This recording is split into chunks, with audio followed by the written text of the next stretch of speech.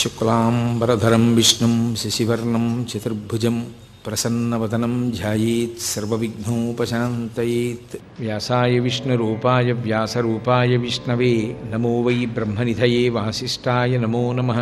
విమలపటి కమలకుటి పుస్తక రుద్రాక్షసస్తహస్తపుటి కామాక్షి పక్ష్మలాక్షి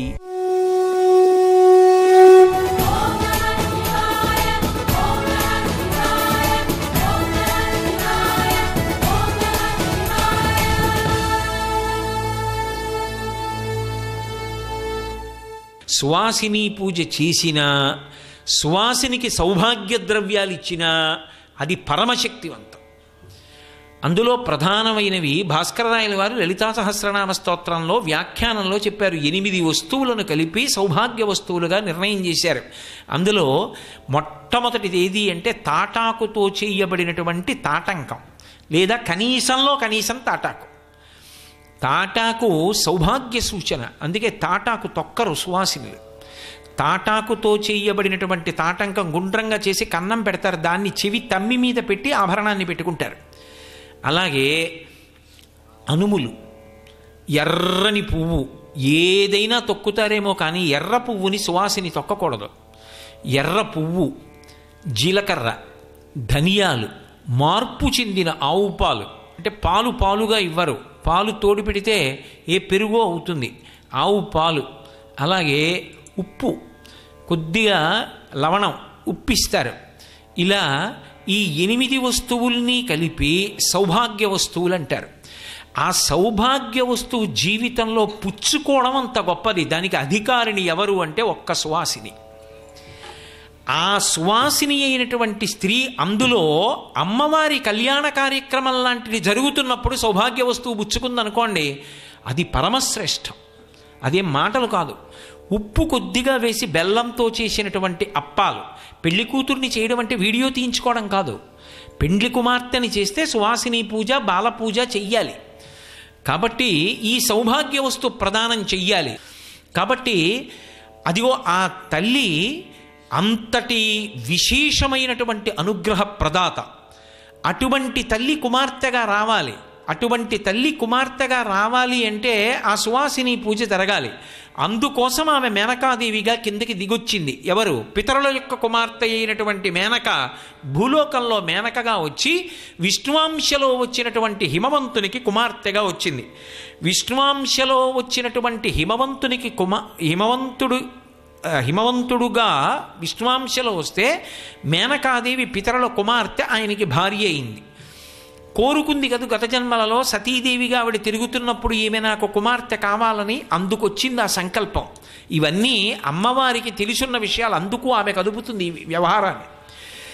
ఇప్పుడు ఆమె రావాలంటే దేవతలకి చెప్పింది, ఈమె సువాసిని పూజ చెయ్యాలి. అష్టమి ఉపవాసం, నవమి సువాసిని పూజ చేసింది మేనకాదేవి.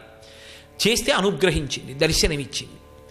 నేను నీకు కుమార్తెగా వస్తానని చెప్పింది. అంటే మేనకాదేవి అంది, అమ్మా నువ్వు నాకు కుమార్తెగా రావడం పరమ సంతోషం, కానీ నాకు కుమార్తెగా రావడంతో పాటుగా నాకు ఒక గొప్ప అనుగ్రహం కావాలి. నీకు ముందు 9 కుమారులు కావాలి నాకు. ఎందుకంటే అన్న కింద చెల్లి సంతోషంగా ఉంటుంది, పైన అన్నయ్యలు ఉన్నారు కదా, అందుకని నా ఇంట నువ్వు సంతోషంగా ఆడుకోవాలి. 9 కుమారులనిచ్చి నువ్వు కుమార్తెగా రా అంది. తప్పకుండా నీ కోరిక తీరుస్తాను, అలాగే వస్తానంది. చిరుకు ముక్క సౌభాగ్య వస్తువుల్లో అది కూడా ఒకటి.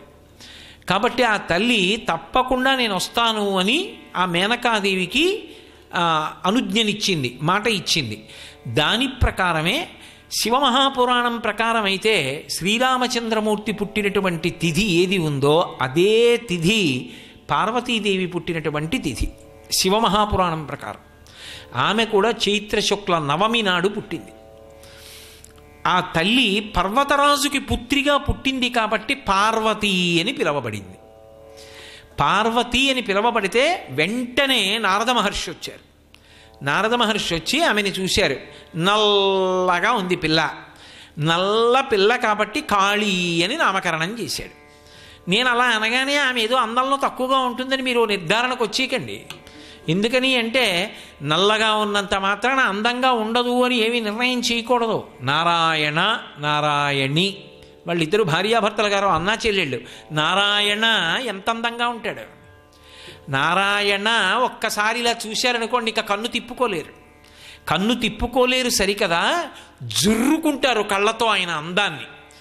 అంత సౌందర్యంగా ఉంటాడు. మేఘశ్యామం పీతకౌశేయవాసం శ్రీవత్సంకం కౌస్తుభోద్భాసితాంగం పుణ్యోపేతం పుండరీకాయతాక్షం విష్ణుం వందే సర్వలోకైకనాథం.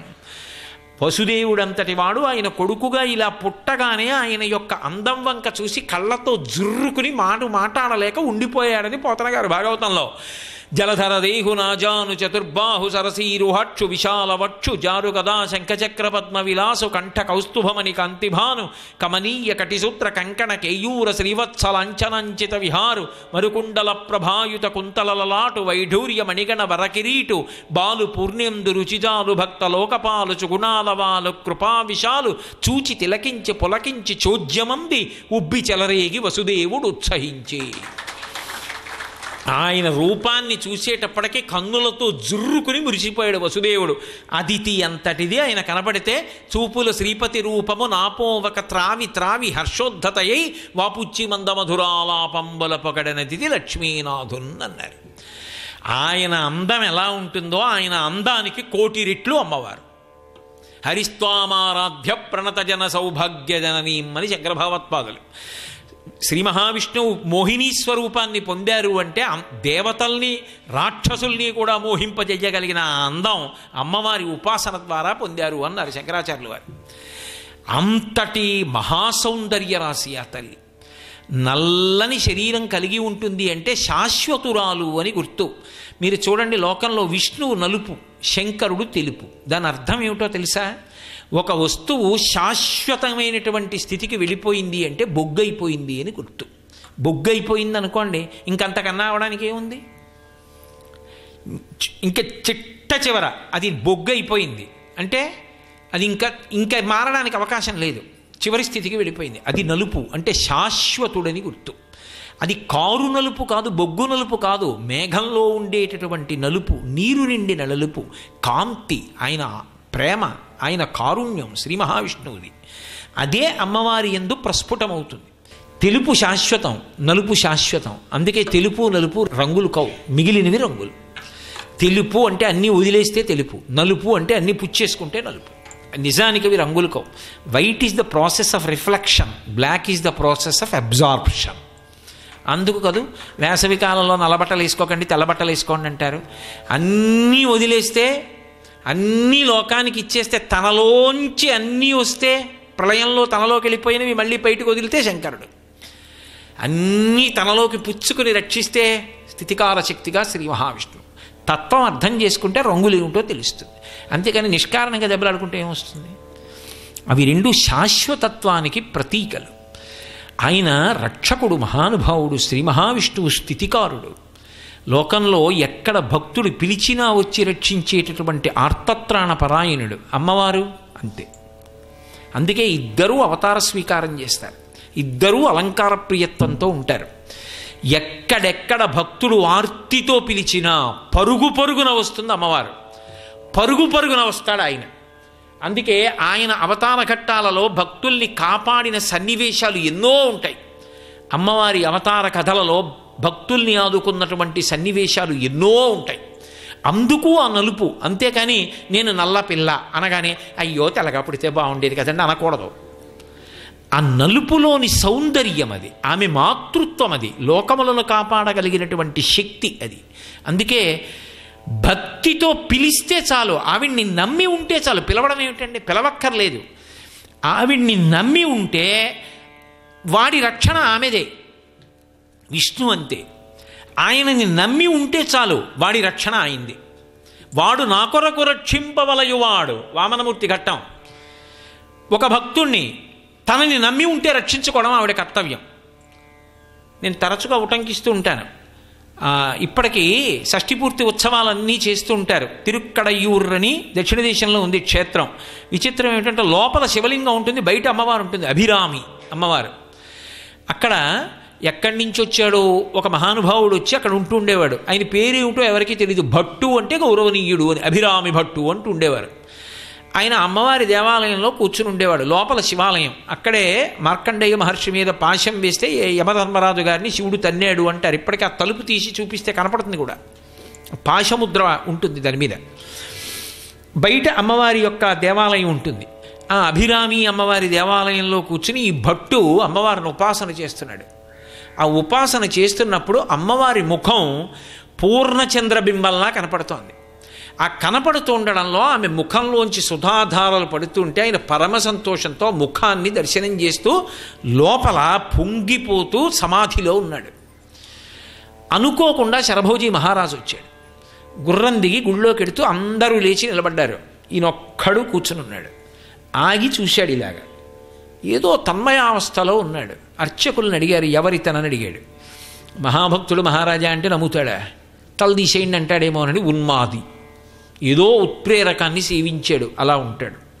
అతని విషయం వదిలేయండి మహారాజా అన్నారు. లోపలికి వెళ్ళాడు, అమ్మవారిని సేవించాడు, వెళ్ళిపోతున్నాడు. ఇలా చూశాడు, కాదు మహాతేజోమూర్తి, ఏదో ఉంది రహస్యం అని. ఇతడు ఉన్మాదా అని అడిగాడు. అవును అన్నారు. కదపండి అన్నాడు. కదిపారు. కళ్ళు తెరిచాడు. ఇవాళ ఏ తిథి అని అడిగాడు. ఆ రోజు అమావాస్య.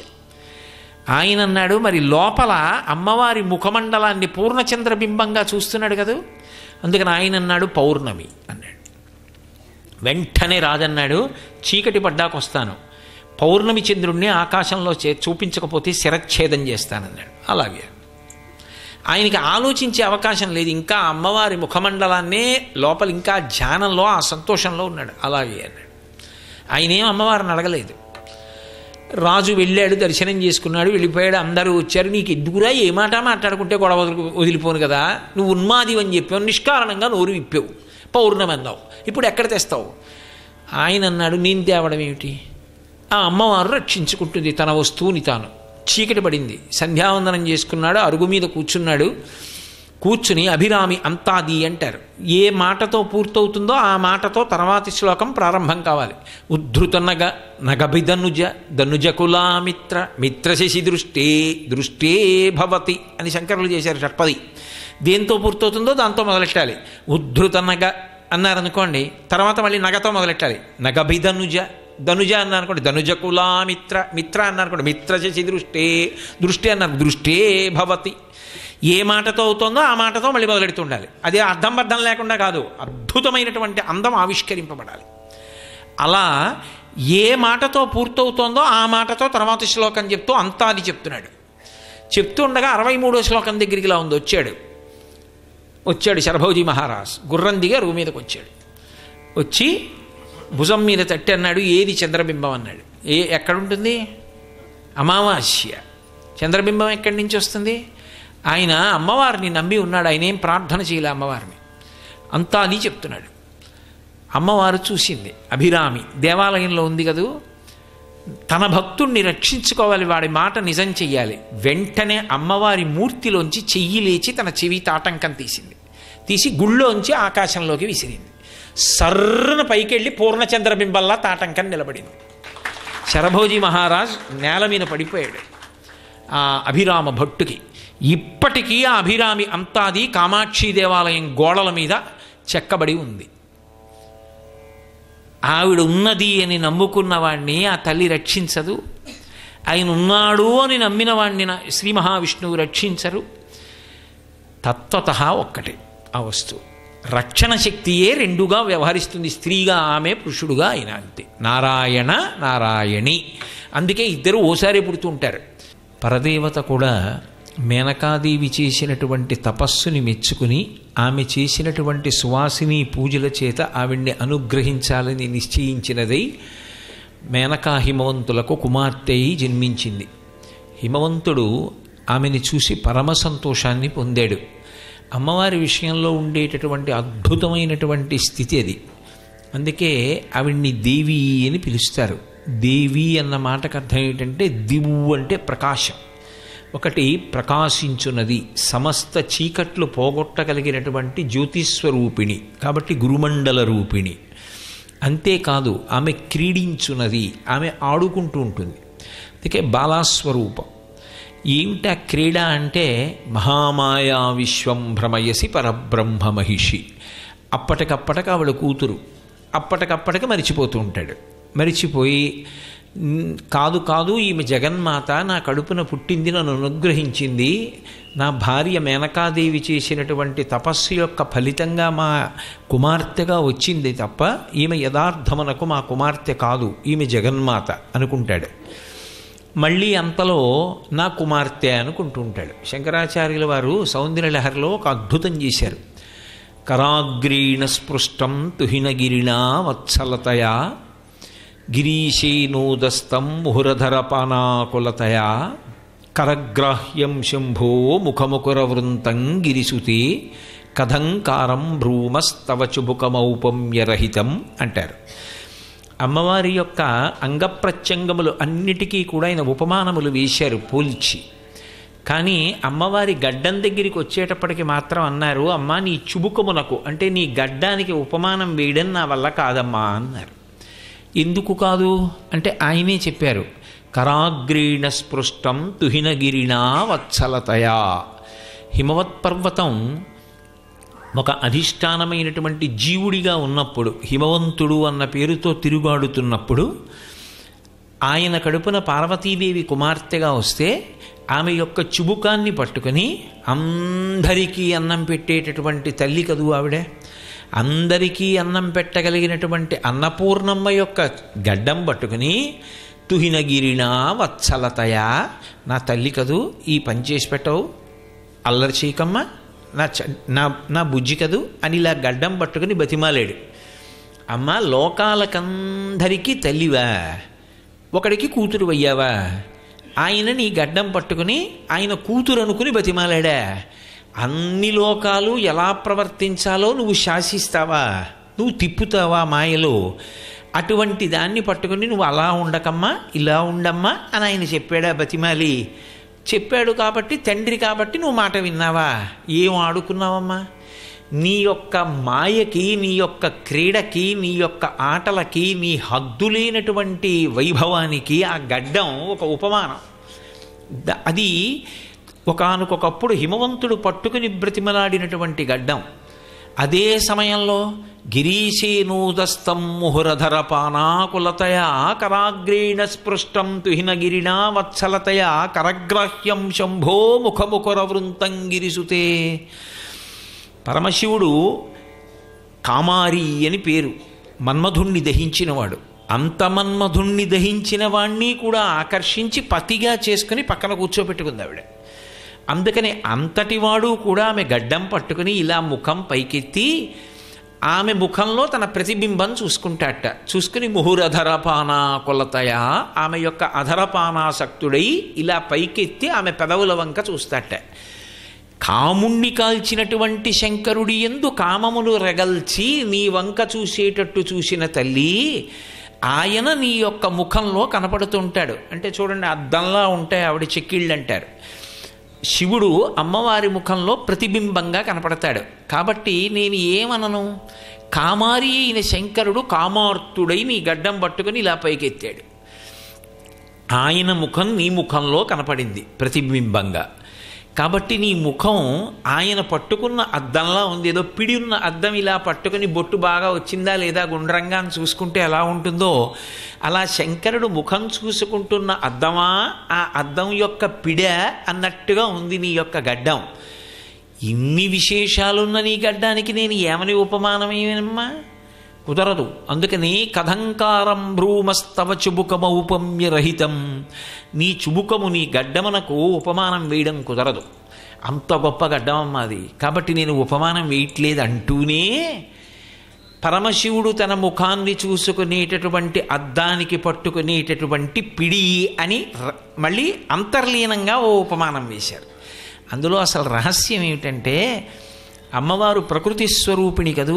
ఎక్కడుంటాడు విశ్వనాథుడు? విశ్వమునందే ఉంటాడు. విశ్వమే విశ్వనాథుడు. ఈ ప్రకృతి ఎందే పరమేశ్వరుడు కనపడాలి. కాబట్టి అమ్మవారి యందు అయ్యవారు కనపడతాడు అని చెప్పడానికి ఆమె యొక్క ముఖమండలమునందు విశ్వనాథుని యొక్క ప్రతిబింబము కనపడుచున్నది. ఆమె ముఖము అద్దములా ఉన్నది అంటారు శంకర భగవత్పాదులు. అందులో ప్రథమ పాదం ఎవరికి కేటాయించారు అంటే హిమవంతుడికి కేటాయించారు. కేటాయించి లోకాలకన్నిటికీ తల్లి అయినటువంటి నీ యొక్క గడ్డం పట్టుకుని ఇలా చేయి పార్వతి, ఇలా చేయి పార్వతి అని నిన్ను బతిమాలుకుంటూ హిమవంతుడు పట్టుకున్నటువంటి గడ్డం అంటే హిమవంతుడు పట్టుకున్నాడు కాబట్టి గొప్ప కాదు. ఆయన నేను ఈమె తండ్రిని అనుకుని మురిసిపోయి అంత సంతోషపడడానికి వీలుగా ఆయనకి కూతురుగా నువ్వు ఆడుకుని దేవి అన్న పేరు సార్థక్యం చేసుకున్నావు. అటువంటి గడ్డం నీ గడ్డం అంటారు. కాబట్టి ఆ హిమవంతుడు ఎంత పొంగిపోయాడంటే గిరులలోననొక్క గిరినైన నా పేరు వెలగచేసి తిట్లు జలజనయన నీకు తండ్రినైతి నాకింత చాలదే ఇది మహాద్భుతంబు ఇందువదన. పోతన గారికి ఎలా పడ్డాయో ఆ పద్యాలు, ఎంత అనుభవించాడో మహానుభావుడు. వీరభద్ర విజయంలో చేసిన పద్యం అది. సర్వం శ్రీ ఉమామహేశ్వర పరబ్రహ్మార్పణమస్తు. స్వస్తి.